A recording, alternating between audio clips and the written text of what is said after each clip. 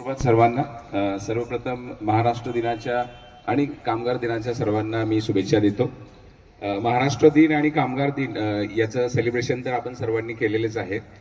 त्याचबरोबर आजचा दिवस एक वेगळ्या कारणाने सुद्धा आपण ओळखतो आणि ते म्हणजे नॅशनल प्रिन्सिपल्स डे. म्हणजे आपण प्राचार्य दिवस म्हणून आजचा दिवस सेलिब्रेट करतो. हा दिवस सर्वप्रथम जेनेट डेलारिया ही लेडीज टीचर होती शिकागो अमेरिकेची, त्यांनी सर्वप्रथम सेलिब्रेट केलं. हा सेलिब्रेट करण्याचं एकच कारण होतं, टू मोटिवेट द मोटिवेटर. म्हणजे जे सर्वांना मोटिवेट करतात त्यांना इनडायरेक्टली मोटिवेट करणं, अप्रिशिएट करणं, हा त्या पाठीमागचं एक कारण होतं. आणि त्या दिवसापासून हा 1 मे आपण principles day, national principles day म्हणून सुद्धा सेलिब्रेट करतो. तर सर्वप्रथम मी आयोजकांनी मला जी संधी दिली की 2 शब्द तुम्ही याबद्दल बोला, त्याप्रथम सर्वांचं मी आभार व्यक्त करतो. प्रिन्सिपल सरांचे आणि आमचे जर बघायला गेलं तर खूप म्हणजे almost I join the school in 2012. जवळपास मी मागच्या 13 वर्षापासून या स्कूलमध्ये आहे. आधीच्या प्रिन्सिपल सरांसोबत सुद्धा मी काम केलेलं आहे आणि त्यानंतर मी प्रिन्सिपल सरांसोबत सुद्धा काम केलेलं आहे. बरेच इन्सिडेंट आहेत ज्याच्यामधून आम्हाला शिकायला मिळालं. असे काही नेमके इन्सिडेंट मी सांगतो इथं.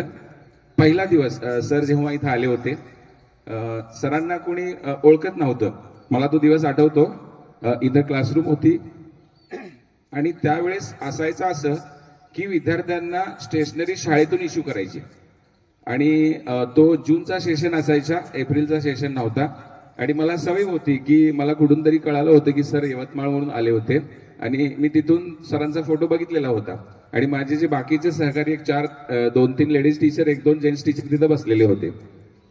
सहजासहजी प्रिन्सिपल सर येणार म्हणजे काय, ते सगळे औपचारिकता भरपूर असते. कोणीतरी गेटवरती स्वागतासाठी असतो, ते झालेलं असणार आहे. पण आणि सगळ्यांना अनाउन्समेंट करून एक उत्सुकता लागलेली असते. पण इथं तसं काहीच नव्हतं. आम्ही आमच्या कामामध्ये लागलेलो होतो. कोणी बिलिंग करत होतं, कोणी मेजरमेंट घेत होतं, कोणी पालकांशी संवाद साधत होतं. मग सर एकदम साधेपणाने क्लासमध्ये एंटर केले. सरांना आम्ही बघितलं की सर्वांनी सर्वप्रथम मला अजूनही आठवतं, रेवती मॅडम होत्या माझ्यासोबत. रेवती मॅडमनी विचारलं, सर कुठल्या वर्गाचं तुम्हाला स्टेशनरी सेट पाहिजे? कुठल्या वर्गाचा स्टेशनरी सेट पाहिजे? त्याच्यानंतर त्यांचं तसंच नॉर्मल होतं. आणि मग मी म्हटलं की सर आहेत, सरांनी ॲज अ प्रिन्सिपल म्हणून सरांनी जॉईन केलेलं आहे. मग त्याच्यानंतर तो पहिला दिवस आम्ही सरांशी इंटरॅक्ट केला. सरांकडून घेण्यासारखे बरेच गुण आहेत. जर आम्ही मग दिदींना आठवत असेल, ज्या जुन्या दिदी आहेत, आधीचे दिवस ही आठवा किती व्यवस्थितपणे आपण बोलायचो प्रिन्सिपल सरांची, आणि आजचाही दिवस तुम्ही आठवा, मग तुम्हाला ते सगळं फरक कळून जाईल. सरांच्या बद्दल सांगायचं झालं तर सर खूप मेहनती आहेत. Sir is very hard working. It's not like that. I have witnessed many things. As an event coordinator, I have seen that. At near about 9:30, sir came and he was checking the lighting, how it is working, each and everything. Even Parakh exam was there. Sir was the first one to come by near about 5 o'clock he was there, early in the morning. And this is just few incidents I have said. There are many more. So, हे असं नाहीये की फक्त तुम्ही सांगा, पहिल्यांदा कृती करा आणि मग कृतीतून तुम्ही दुसऱ्यांना शिकवा. हे एक सरांच्याकडून घेण्यासारखं गुण आहे. मी वर्षा मॅडमला म्हणतो की वर्षा मॅडम, भाषण करत असताना तुम्ही चुकला नाहीत. तुम्ही मुख्यमंत्री म्हणलात सरांना. सर आपल्या छोट्याशा देशाचे प्रधानमंत्री आहेत, मुख्यमंत्रीच नाहीयेत. त्यानंतर पुढे जर सांगायचं झालं, आत्ता मगाशी सचिन सर म्हटले, सचिन वाघ सर म्हटले की त्यांच्या एचओडीनी त्यांना म्हटलं की मी आहे पाठीशी, काय काळजी करू नको. त्याचप्रमाणे इथं सर म्हणतात आम्हाला, भिवू नकोस, मी आहे तुझ्या पाठीशी, प्रत्येक गोष्टींसाठी म्हणतो. आणि सरांची दूरदृष्टी अशी असते, आत्ताच्या या उदाहरणावरून तुम्हाला जाणवले की जे नेहमी बोलतात ते तर बोलतील आणि आणखीन संधी ते शोधतील.